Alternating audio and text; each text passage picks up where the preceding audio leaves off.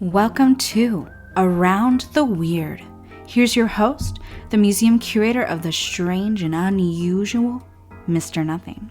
Thank you, mysterious voice, and welcome back to Around the Weird, a booktube channel where I talk about all the unusual and out of the ordinary literature that I have found in my travels.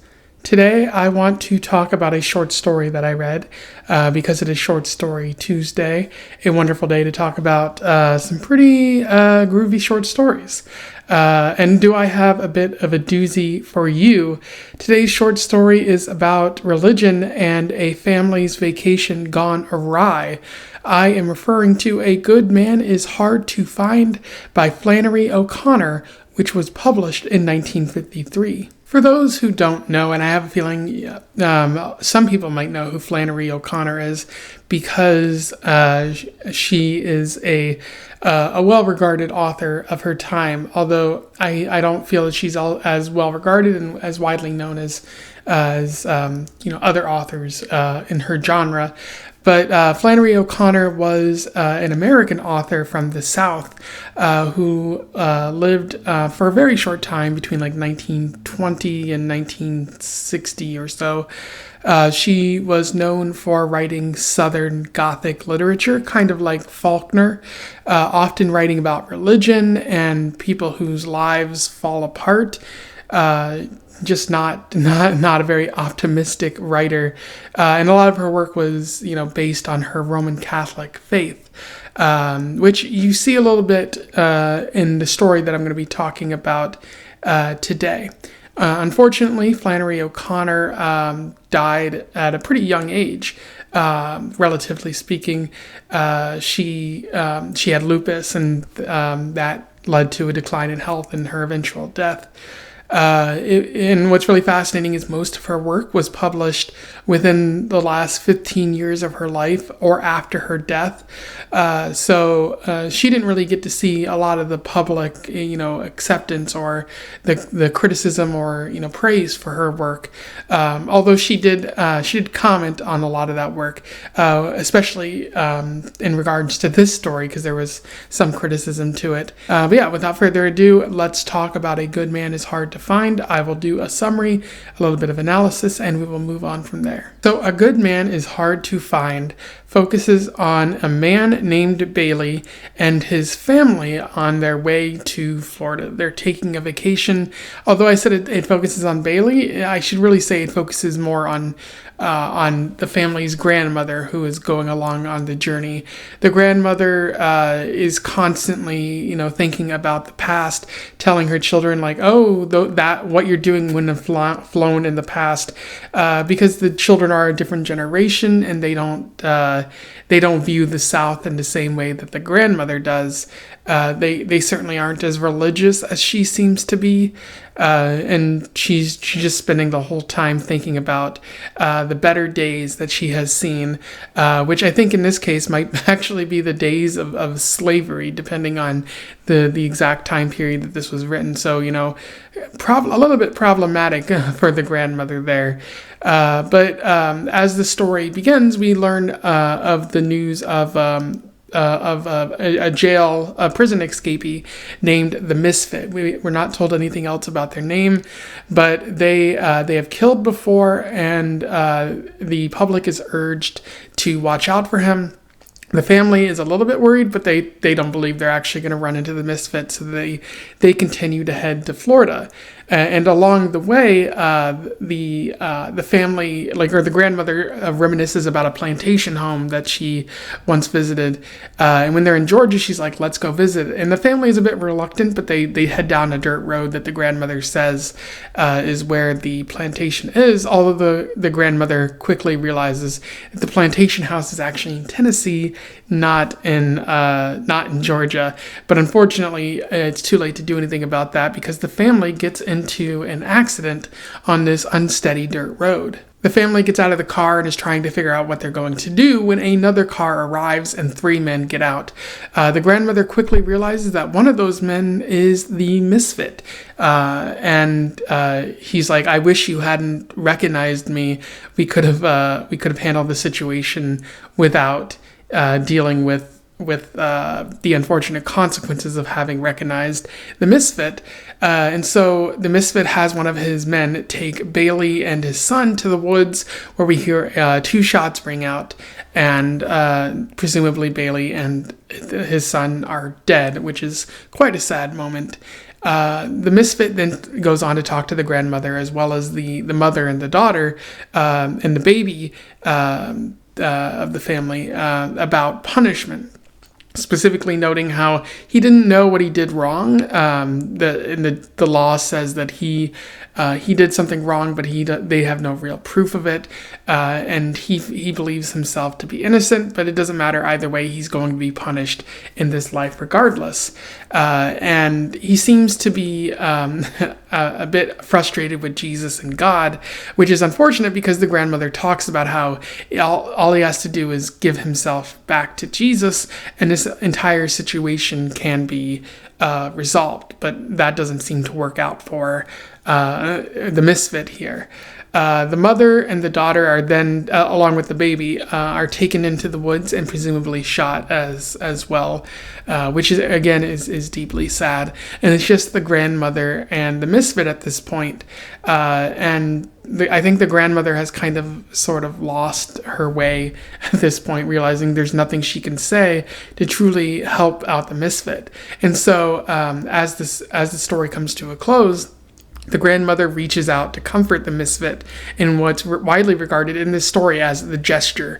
And the Misfit reacts in horror, like he recoils and he shoots the grandmother in the chest, and she dies.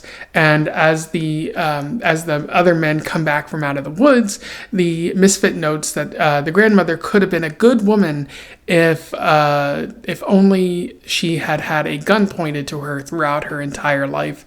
And that's where it ends on that downer note. In terms of analysis, I believe there's this, as I mentioned before, this story is quite a doozy. I believe there's so much that you can possibly say about it, and in multiple different interpretations. There is, of course, Flannery O'Connor's interpretation, which I think she's a bit on the nose about, but there's other ways that you could interpret this story. But one of the main themes of this story is that of religion and meaning in life. The grandmother lives her life by belief in Jesus, or at least so she says. Like Jesus seems to be very important to her. She's upset that her children don't seem to believe in the same way that she was raised to believe. And when she's captured by the Misfit, she tries to assert, go to Jesus. Jesus is very important. But as I mentioned before, she says that's important, but we don't really know if that's the case for her, because she seems to be very judgmental of others. She seems she refers to, Black individuals as the N-word, clearly showing a lack of respect for other of God's people.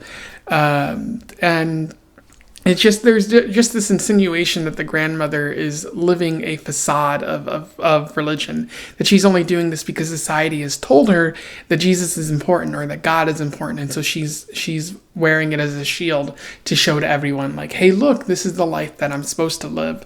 I'm doing the normal thing here. It might even just be the case that the grandmother isn't very holy, that she's just using Jesus as an opportunity to disparage others. But in doing so, Jesus and everything, it provides order and structure for her life. Good things happen to good people, bad things happen to bad people. You don't need to think about it any more than that. And that's great. That's what your life is going to be. But there's a bit of a problem here, in that, the Misfit shows up in this story.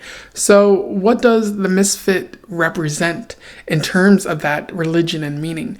Because we know from the story that he talks about, Jesus in a negative way. He talks about how his father, when he was growing up, his father said there were those that lived their life and never questioned it, and there were those that lived their life and had plenty of questions, and his father said that he was the one who had plenty of questions. Sort of questioning the nature of meaning. Why are we supposed to believe in Jesus? And clearly showing that, he was sent to jail and he doesn't believe that there's a good reason for him to go to jail. The law said he murdered his father, but his father died during the flu pandemic of 1919. And he's buried in a cemetery, and there's proof of that. But the law says otherwise. So who are we to really believe in this story, the misfit or the authorities?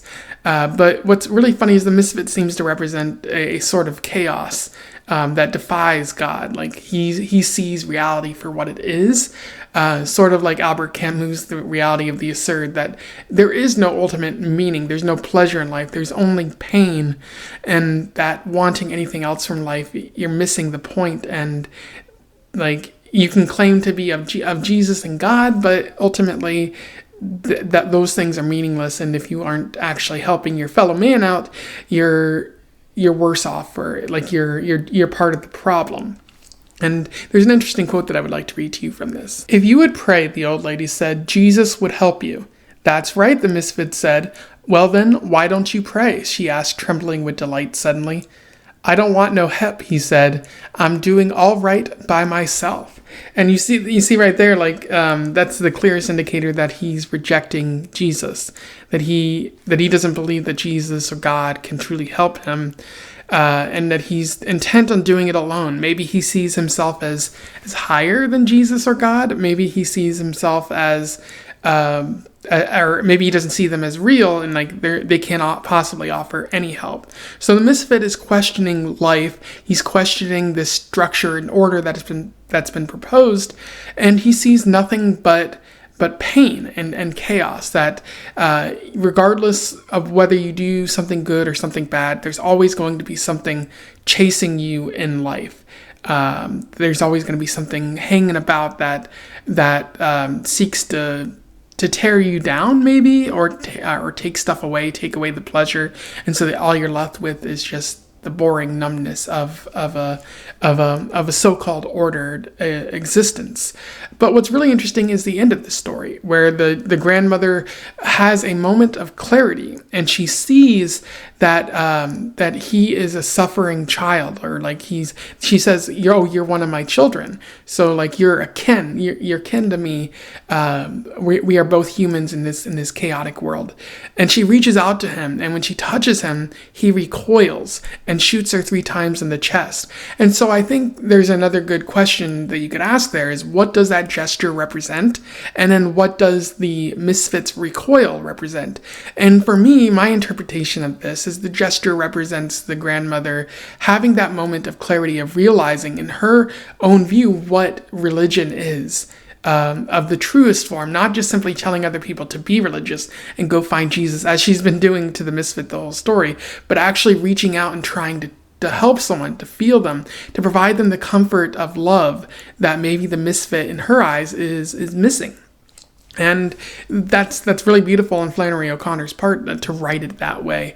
But on the other hand, what does the misfit's recoil represent? And again, for me, I think it's the misfit sort of not being capable of that love. He's put it so far out of him. He's turned his back on religion, on the world, on humanity in general. And when someone offers him that love, the comfort, the feeling of human companionship, of knowing like, oh, you're suffering, let me help you. He's so deep in that suffering, he's so deep in his worldview and trying to embrace the absurd, that he's not ready to receive that anymore. That he's so far gone that for some people you can't offer that companionship anymore. Perhaps this is a refutation of God or something like that. You could very well make an argument that some people are so far gone they can't be saved. I think that might be what the grandmother is, or but what Flannery O'Connor is trying to make an argument for, that in her act of trying to save the misfit and offer him that companionship, like, he was so far gone that you can't really offer him anything anymore. Or it's such a refutation of his own mindset that, again, of course he wouldn't be able to accept it. Like, he's so set in his ways, like, oh, this is contradictory to my entire way of life. don't know what to do with it. And then another interesting element of the story is the atmosphere of the South. I think Flannery O'Connor does a really good job of highlighting the South in this story, not only in the landscape and the religious aspects and the entire mindset of someone who lived in the South, doing a really good job of capturing this moment in time, but also kind of highlighting the old versus the new. Like this transition of the South into a different place, where the grandmother is trying to hold on to this image of the past, where like you had the Southern pride and the South shall rise again, and the grandmother in particular believing that she's somewhat better than people of color in the area, especially using the N-word. Whereas this new vision of the South, the children, aren't very religious. They certainly aren't as patriotic towards the South. Like they don't feel a deep Southern pride. We don't really see their interactions with people of color in the same way. But maybe it's safe to say that they're not as racist or as maybe discriminatory against people of color. I have no way of justifying that. I just think it'd be a natural progression of these differences. Ultimately, the grandmother saying a good man is hard to find. Maybe it isn't hard to find a good man. Maybe it's just hard to find a good man who shares her values. And perhaps that's a sign that grandmother is a relic of the past. Of a time that no longer exists anymore, and the South truly belongs to this new generation of people, and that's you're never going to get that old picture of the South back or anything like that. I don't think that was O'Connor's message of this story. I think she's definitely more focused on the religion and the meaning, but that other meaning is there too, hiding in the background of the story. Anyway, those are my thoughts on A Good Man is Hard to Find, which is, again, a doozy of a short story. I was not expecting it to go this hard. I was not expecting to really enjoy Flannery O'Connor's writing, and I hope I can find more. I did make sure to bookmark another one of Flannery O'Connor's books, and I do think that maybe in 2023 I will definitely explore more of her writing, because I just want to see what else Flannery O'Connor has said, and that is as I hope it's as powerful as this short story. So I'm definitely going to say I recommend that you go read it out there. I will put a link to it in the description so that you can find it. If you read this before, you simply want to comment on something I said here, do so below. Let's have a discussion about A Good Man is Hard to Find. Otherwise, don't forget to like, share, and subscribe so that we can get more people to find out about this short story, because it really is high quality. And until then, I wish you the best of luck in your weird and gunned down in the woods travels. Farewell.